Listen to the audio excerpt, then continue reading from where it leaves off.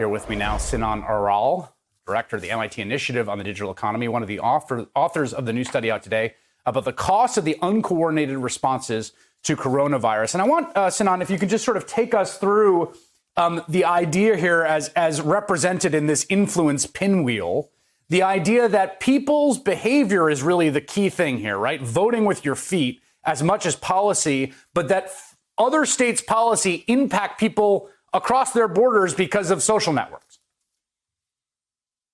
So that's exactly right. The idea of the paper, Chris, is quite simple.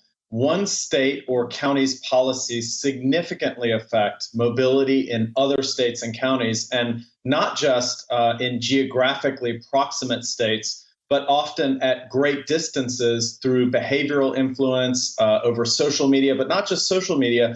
We call people from state to state, we stay connected. And now that we're all sheltered in, we're online a lot more. We're talking how we talk about the virus, and the policies that a certain state is implementing is affecting people all over the country.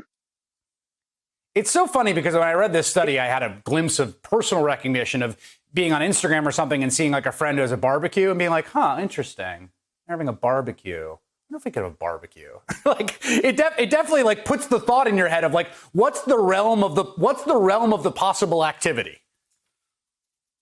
Well, it's funny because as we were writing this study, and we worked really hard around the clock to get it out because we think it's so important, my mind went to Kara Swisher, who wrote an article in the New York Times about how she had to convince her mother in Florida. She had to call her from New York to keep her inside, given what she was hearing from the governor of Florida, but also from the news outlets. And so that's a perfect example of influence at a distance. And the main message of this paper is that we're all in it together.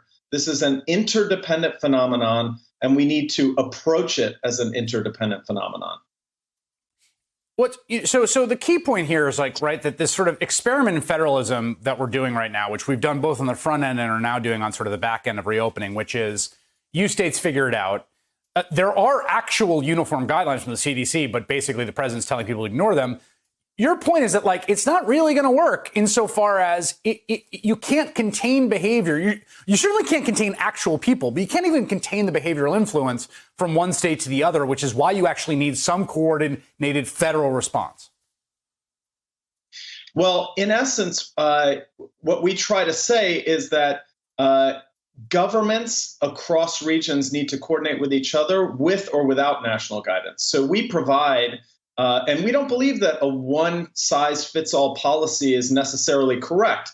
Different regions may need different policies, but they need to be coordinated with one another. So let me give you some examples. In the paper, we provide governors maps, those pinwheels that you described, to coordinate in the absence of national guidance. And these maps show each state. We have one for each of 50 states. They show each state which other states are affecting them the most. And there are some things that are intuitive and some things that are not intuitive. So, for instance, Georgia is mostly influenced by neighboring states through travel. And when Georgia reopened, University of Maryland estimated that about 500,000 people came into Georgia from neighboring states to patronize bars, restaurants, barbershops that were closed in their own states, from North Carolina, South Carolina, Alabama. It was about a 13% increase in travel into the state, and it was about 62,000 new visitors from out of state every day when Georgia first opened. And so that is an example of geographic spillovers. But there are also these social spillovers at a distance. So when you look at the map of Florida, what you notice is that the state that influences Florida the most is New York. And that is maybe partly because of travel at the beginning of the pandemic, but also significantly because of social influence over social media, Zoom, phone calls, and so on. And what we are recommending is that states use these maps as a guideline for which other states, which governors should we call, to stay abreast of policy, to coordinate policy, to have weekly conversations about how a policy in one state is changing, how it may affect outcomes in other states, and how those actions of policymakers can be coordinated. And this just final question here. I mean, you talk about sort of, across the border mobility, right? So, I can go to a bar a 20-minute drive away. It's across the state line, or I can go get a haircut. Or I can go to a mall. Right now, air travel is extremely low in this country, coming up a little bit from where it was at the absolute trough. But this isn't even talking about, the universe in which we start to see air travel get back up to normal. We already know that people from New York seeded outbreaks a lot of places. Once we have air travel going back up, then you've got a situation where, now we've got interregional mobility.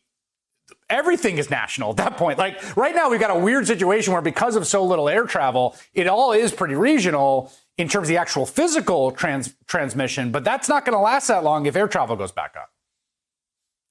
That's right. Travel spillovers will increase once air travel resumes to increasing rates and maybe even normal rates. Right now, everyone's sheltered in, so everyone is online. The largest influences are social at the present moment in the data that we analyzed.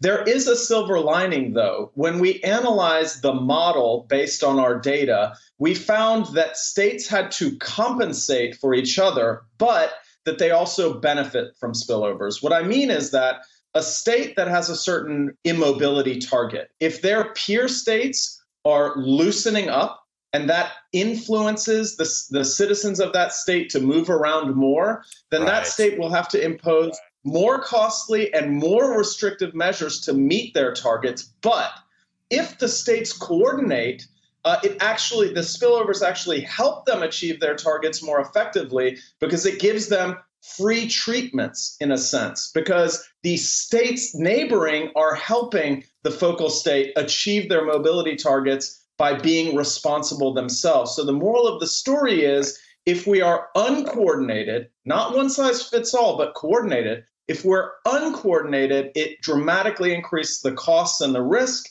If we're coordinated, we can actually harness the spillovers to help us defeat the pandemic. All right. Fascinating study. I learned a lot from it. Helped me think through all this. Sinan Aral, thank you so much for being here.